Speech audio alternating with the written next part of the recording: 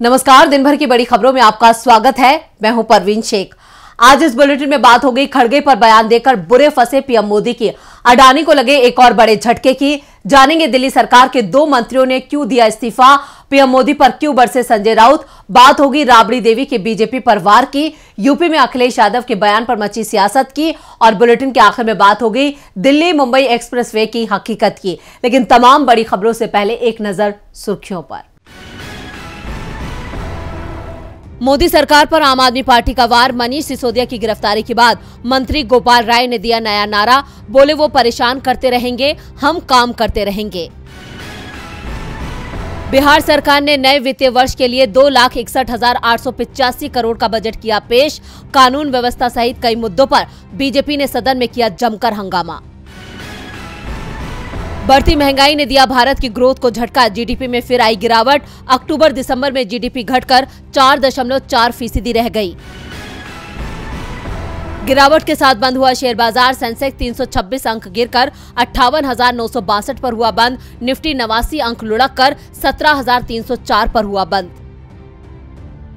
ये तो थी सुर्खियां, और अब बात आज की सबसे बड़ी खबर की। कर्नाटक के बेलगावी में कांग्रेस अध्यक्ष मल्लिकार्जुन खड़गे पर पीएम मोदी की टिप्पणी अब उन पर ही भारी पड़ गई है। पहले खड़गे ने पीएम मोदी को घेरा और उसके बाद कांग्रेस ने पीएम के बयान पर पूरी बीजेपी को ही घेर लिया है। पीएम के बयान को दलितों का अपमान करार दिया गया है, जिससे बीजेपी की मुश्किलें बढ़ गई हैं। तो क्या कहा था पीएम मोदी ने, देखते हैं ये रिपोर्ट। कर्नाटक के बेलगावी में कांग्रेस अध्यक्ष मल्लिकार्जुन खड़गे पर की गई टिप्पणी बीजेपी और पीएम मोदी पर भारी पड़ गई है।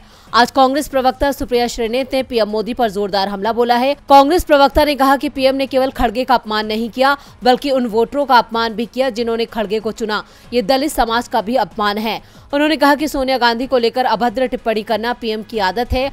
खराब तबीयत के बावजूद सोनिया गांधी समारोह में शामिल हुई थी। सुप्रिया श्रीनेत ने कहा कि खुद पीएम की ऐसी कई वीडियो हैं जिनमें दिख रहा है कि लाल कृष्ण आडवाणी के साथ उनका कैसा सलूक रहा। पीएम को कर्नाटक की 40% कमीशन वाली भ्रष्ट सरकार पर बात करनी चाहिए।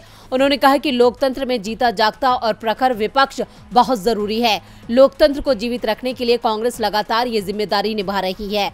आपको बता दें कि पीएम मोदी ने सोमवार को कर्नाटक के बेलगावी में एक जनसभा के दौरान कहा था कि मैं मल्लिकार्जुन खड़गे जी का बहुत सम्मान करता हूं। अभी कांग्रेस का अधिवेशन चल रहा था, वो सबसे सीनियर नेता हैं। वहां धूप थी, लेकिन धूप में छतरी का सौभाग्य उनको नसीब नहीं हुआ, बल्कि छाता किसी और के लिए लगा था। ये देखकर जनता समझ रही है कि रिमोट कंट्रोल किसके हाथ में है। पीएम मोदी के इस बयान पर खड़गे ने भी पलटवार किया था। उन्होंने लिखा था, किसकी छतरी की छाया के नीचे आपके परम मित्र ने देश के आकाश से लेकर पाताल तक सब कुछ लूटा। हम तिरंगे की छांव में खड़े कांग्रेसी हैं, जिसने कंपनी राज को हराकर देश को स्वतंत्र बनाया, और देश को कंपनी राज कभी बनने नहीं देंगे। ये बताइए अडानी पर जेपीसी कब। शायद पीएम मोदी को भी अंदाजा नहीं था कि वो जो बयान दे रहे हैं वही उन पर भारी पड़ जाएगा। आपको बता दें कि कर्नाटक में अप्रैल मई में विधानसभा चुनाव है और पीएम के बयान ने सियासी तापमान बढ़ा दिया है। पीएम मोदी का दांव उल्टा पड़ गया है, जिसका खामियाजा बीजेपी को कर्नाटक विधानसभा चुनाव में भुगतना पड़ सकता है। खामियाजा तो इस वक्त अडानी ग्रुप को भी भुगतना पड़ रहा है। अडानी ग्रुप का नुकसान जारी है। ब्लूमबर्ग बिलियनियर्स के इंडेक्स पर अपडेट आंकड़ों से साफ है कि गौतम अडानी ने सिर्फ 1 महीने में अपनी कुल संपत्ति का 1/3 से ज्यादा गंवा दिया है। अब अडानी ग्रुप को अमेरिकी कंपनी ने बड़ा झटका दिया है। क्या है पूरी खबर, देखते हैं ये रिपोर्ट। मुसीबत में फंसे अडानी ग्रुप को एक और झटका लगा है। अमेरिका की multinational financial services company JP Morgan Chase and company की एसेट मैनेजमेंट यूनिट ने अडानी ग्रुप की कंपनियों से अपना पूरा फंड निकाल लिया है। ब्लूमबर्ग की एक रिपोर्ट में यह दावा किया गया है कि JP Morgan Chase and company की एसेट मैनेजमेंट यूनिट ने ईएसजी फंड के रूप में अडानी ग्रुप की कंपनियों में निवेश किया था, लेकिन अब उसने अडानी ग्रुप में अपने सारे शेयर बेच दिए हैं। ईएसजी फंड्स म्यूचुअल फंड्स होते हैं। रिपोर्ट के मुताबिक जेपी मॉर्गन की अडानी ग्रुप की सीमेंट कंपनी एसीसी लिमिटेड में ईएसजी फंड्स के रूप में 0.04% हिस्सेदारी थी, लेकिन अब उसके अडानी ग्रुप की किसी भी कंपनी में ईएसजी फंड्स के रूप में कोई हिस्सेदारी नहीं है। हालांकि अडानी ग्रुप के नॉन ईएसजी फंड्स में जेपी मॉर्गन का निवेश बना हुआ है। रिपोर्ट के मुताबिक जेपी मॉर्गन ने अडानी ग्रुप की सीमेंट कंपनी एसीसी लिमिटेड में 70,000 से ज्यादा शेयर बेच दिए हैं। उसके पास मई 2021 में ये शेयर थे। इसी तरह JP Morgan AC Asia Pacific ने 1350 शेयर बेच दिए हैं। दरअसल अमेरिका की short selling company Hindenburg research ने 24 जनवरी को अडानी ग्रुप के खिलाफ एक रिपोर्ट जारी की थी, जिसमें दावा किया गया था कि अडानी ग्रुप ने शेयरों में हेराफेरी की है।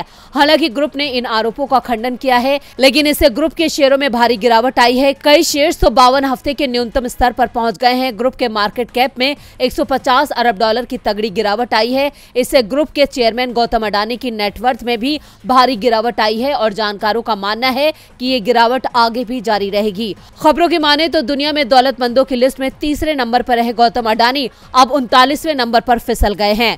अडानी ग्रुप की मुश्किलें फिलहाल कम होती नजर नहीं आ रही हैं। मुश्किलें तो आम आदमी पार्टी की भी कम नहीं हो रही हैं। एक मंत्री पहले ही जेल में थे, अब दूसरे भी गिरफ्तार हो गए हैं। विरोधी आपको घेरने में जुटे हैं। इसके बाद दिल्ली के सीएम ने बड़ा कदम उठाया है। तो क्या कदम उठाया है केजरीवाल ने, देखते हैं ये रिपोर्ट। अरविंद केजरीवाल सरकार के 2 मंत्रियों ने आज अपने पद से इस्तीफा दे दिया। दिल्ली सरकार में 18 मंत्रालय संभाल रहे मनीष सिसोदिया और 9 महीने से जेल में बंद सत्येंद्र जैन ने अपने इस्तीफे सीएम केजरीवाल को भेज दिए हैं, जिसे उन्होंने स्वीकार कर लिया है। अब दिल्ली सरकार में सीएम केजरीवाल के अलावा 4 और मंत्री बचे हैं। ऐसे में सवाल उठ रहा है कि दिल्ली का बजट कौन पेश करेगा, क्योंकि वित्त मंत्री ही इस्तीफा दे चुके हैं। दरअसल सिसोदिया के इस्तीफे को लेकर अटकलें उनकी गिरफ्तारी के बाद से ही लगने लगी थी और आज जब सुप्रीम कोर्ट ने उन्हें जमानत देने से इनकार कर दिया तो आम आदमी पार्टी दबाव में आ गई, क्योंकि एक मंत्री पहले ही जेल में था और दूसरा भी गिरफ्तार हो चुका है। इसके बाद सीएम केजरीवाल ने अपने दोनों ही मंत्रियों से इस्तीफे मांग लिए। सिसोदिया और जैन के इस्तीफे पर तंज कसते हुए बीजेपी ने कहा कि अब जल्द ही केजरीवाल का इस्तीफा भी होगा। मनीष सिसोदिया अभी सीबीआई की 5 दिन की रिमांड पर हैं। इससे पहले आज सुप्रीम कोर्ट में सिसोदिया की जमानत और एफआईआर रद्द किए जाने को लेकर सुनवाई हुई। सीजीआई जस्टिस डीवाई चंद्रचूड़ की बेंच के सामने सिसोदिया की ओर से वरिष्ठ वकील अभिषेक मनु सिंघवी पेश हुए। उन्होंने कहा कि सिसोदिया की गिरफ्तारी में नियमों का उल्लंघन किया गया है, इसलिए कोर्ट उन्हें राहत दे, लेकिन सुप्रीम कोर्ट ने याचिका को खारिज कर दिया।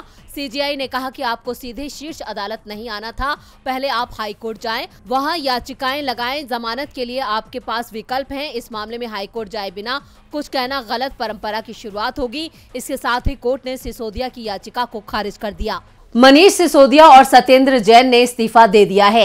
ईडी और सीबीआई के चलते सिर्फ आप ही मुश्किल में नहीं हैं, दूसरी पार्टियां भी मुश्किल में फंसी हुई हैं। जहां सरकार बीजेपी या उसके सहयोगी दलों की है, वहां केंद्रीय एजेंसियां बेहद सुस्त दिखाई देती हैं। इसे लेकर शिवसेना सांसद संजय राउत ने केंद्र सरकार पर सवाल उठाए हैं। आज वही नेता पाक साफ है जिसके साथ सीबीआई और ईडी है। अगर ईडी और सीबीआई मेरे पास हो तो आज जो लोग खुद को पाक साफ बता रहे हैं उन्हें दागदार बनाया जा सकता है। शिवसेना सांसद संजय राउत ने ईडी और सीबीआई को लेकर बड़ा दावा करते हुए मोदी सरकार पर निशाना साधा है। उन्होंने कहा कि अगर 2 घंटे के लिए भी सीबीआई ईडी किसी के पास आ जाए तो वो देश का बादशाह बन सकता है। जिस तरह से केंद्रीय जांच एजेंसियों का इस्तेमाल किया जा रहा है वो लोकतंत्र के लिए अच्छा संकेत नहीं है। आज अलोकतांत्रिक तरीके से ये देश चल रहा है, सिर्फ विरोधियों को जेल में डाला जा रहा है। अगर किसी से सरकार को मुश्किल हुई तो वो फिर जेल जाएगा। राउत ने कहा कि सिर्फ बीजेपी के विरोधियों को ही गिरफ्तार किया जा रहा है।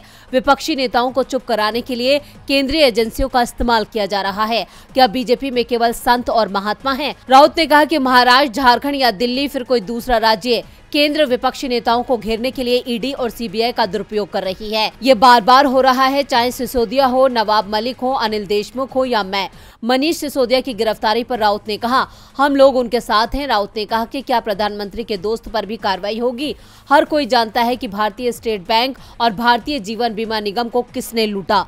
संजय राउत के इन आरोपों से बीजेपी में खलबली मच गई है। आरोप तो बिहार के पूर्व मुख्यमंत्री ने भी मोदी सरकार पर लगाए हैं। जब तक बिहार में आरजेडी विपक्ष में थी, लालू यादव के परिवार पर ईडी और सीबीआई की जांच ढीली दिखाई दे रही थी। लेकिन जैसे ही नीतीश कुमार ने एनडीए को छोड़ आरजेडी से हाथ मिलाया, लालू परिवार को समन मिलना शुरू हो गया है।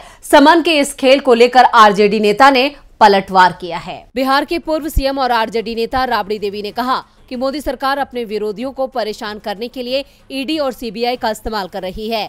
केंद्र अपनी एजेंसियों का कितना भी इस्तेमाल कर ले, लेकिन हम लोग डरने वाले नहीं हैं। हम पहले भी नहीं डरे थे और आज भी नहीं डरेंगे। राबड़ी देवी ने कहा कि हमारे परिवार के लोगों को इसलिए समन भेजे जा रहे हैं कि मोदी सरकार लालू यादव से डर रही है, इसलिए उन्हें परेशान किया जा रहा है। 30 साल से वे परेशान हैं, वो झेल रहे हैं और आगे भी झेलेंगे। केंद्र सरकार उन्हें बांधना चाहती है, लेकिन वो डरने वाले नहीं हैं। दरअसल दिल्ली की अदालत से लालू यादव, राबड़ी देवी, मीसा भारती सहित 14 लोगों को समन भेजा गया है। जिस मामले में समन भेजा गया है वो 2004 से 2009 के बीच का है, जब लालू यादव रेल मंत्री थे। लालू पर आरोप है कि उन्होंने नौकरी के नाम पर भ्रष्टाचार किया।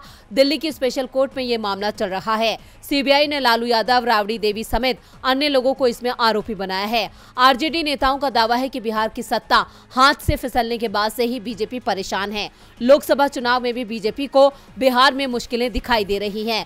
खासतौर पर लालू यादव को बीजेपी अपने लिए सबसे बड़ी रुकावट मान रही है। इसलिए लोकसभा चुनावों से पहले बीजेपी लालू यादव को किसी भी तरह से जेल भेजने की कोशिश कर रही है। ईडी और सीबीआई का डर दिखाकर बीजेपी विपक्ष की आवाज को दबा रही है, लेकिन आज अखिलेश यादव ने सदन में योगी सरकार के खिलाफ अपनी आवाज बुलंद की। समाजवादी पार्टी के प्रमुख अखिलेश यादव ने एक बार फिर से प्रदेश की योगी सरकार को आड़े हाथों लिया है। उन्होंने कहा है कि उत्तर प्रदेश की बीजेपी सरकार फिल्मी डायलॉग से चल रही है। सीएम खुद सदन में फिल्मी डायलॉग बोल रहे हैं। ये लोकतांत्रिक व्यवस्था के लिए ठीक नहीं है। साथ ही अखिलेश ने कानून व्यवस्था को लेकर भी कई सवाल खड़े किए हैं। और क्या कुछ कहा है अखिलेश यादव ने, देखते हैं ये रिपोर्ट। यूपी विधानसभा में अखिलेश यादव ने सरकार पर हमला करते हुए कहा कि यूपी के हालात सुधरे नहीं हैं।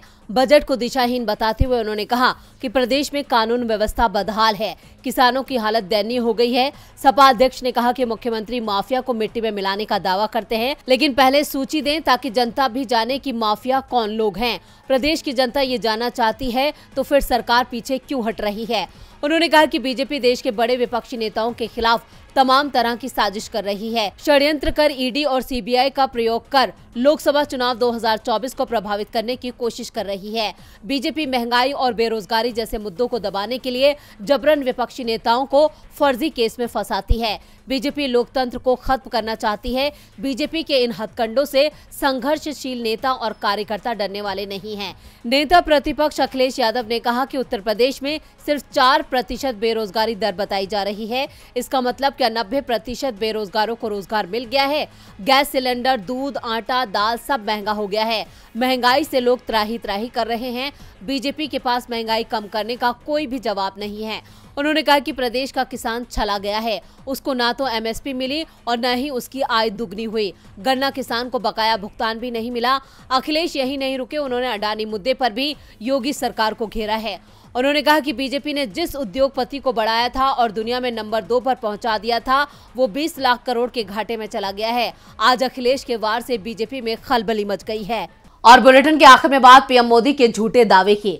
पीएम मोदी ने राजस्थान के दौसा में दिल्ली मुंबई एक्सप्रेसवे के पहले फेज का उद्घाटन किया था, जिसके बाद बीजेपी मोदी सरकार की तारीफों के पुल बांध रही थी। लेकिन हकीकत तारीफ से कोसों दूर है, क्योंकि इस एक्सप्रेसवे की खस्ताहाल तस्वीरें बता रही हैं कि यहां काम के नाम पर सिर्फ गड़बड़ी की गई है। देखते हैं ये रिपोर्ट। मोदी सरकार दावा करती है कि हम देश का विकास कर रहे हैं। हाईवे और एक्सप्रेसवे बदलते भारत की गवाही दे रहे हैं, लेकिन जो तस्वीरें सामने आ रही हैं वो साफ बता रही हैं कि मोदी सरकार का दावा और विकास दोनों झूठे हैं। हाल ही में प्रधानमंत्री नरेंद्र मोदी ने दौसा में दिल्ली मुंबई एक्सप्रेसवे के पहले फेज का उद्घाटन किया था, जिसके बाद केंद्र सरकार ने दावा किया था कि अत्याधुनिक तकनीक और सुविधाओं से लैस एक्सप्रेसवे पर 120 किलोमीटर की स्पीड से वाहन दौड़ा सकते हैं। लेकिन फिलहाल ये सही साबित होने की बजाय खतरनाक साबित होता हुआ दिखाई दे रहा है। जानकारी के मुताबिक ठेकेदार की ओर से एक्सप्रेसवे पर कई जगहों पर असंतुलित सड़क बना दी गई है, जिसके बाद वाहनों की रफ्तार 100 किलोमीटर प्रति घंटा होते ही